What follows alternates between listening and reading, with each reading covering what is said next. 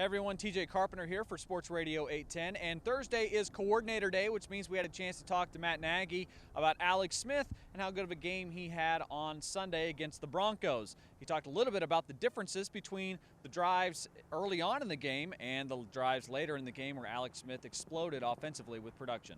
I think just the way the game was going, we knew going into that game against Denver that it was going to be a physical, game where field position was important, not turning the ball over was important. So it wasn't going to be something where you're just going up and down the field, chucking and ducking it and scoring a lot of points.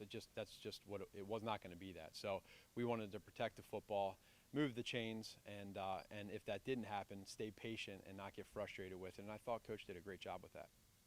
Bob Sutton also spoke today, and he talked a lot about Julio Jones. Julio Jones, one of the best wide receivers in the NFL. Some would say the best wide receiver in the NFL. He's having a phenomenal year, including a game where he had nearly 300 yards earlier in the season. He's going to be one tough guy to corral for the Kansas City Chiefs.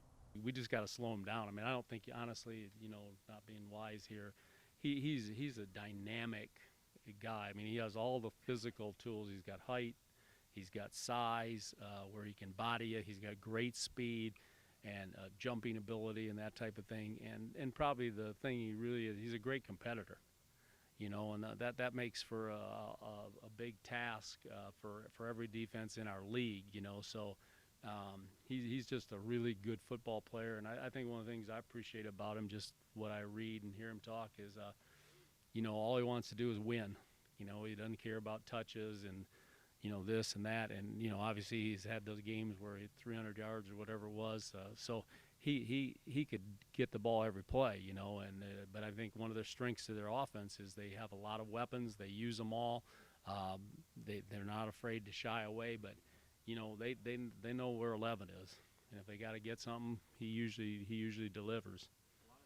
And finally, Cairo Santos has been named Special Teams Player of the Month, and his coordinator Dave Toub talked today about just what's made Cairo Santos' season so special. Yeah, obviously this is the epitome of what we envision. Special Teams Player of the Month.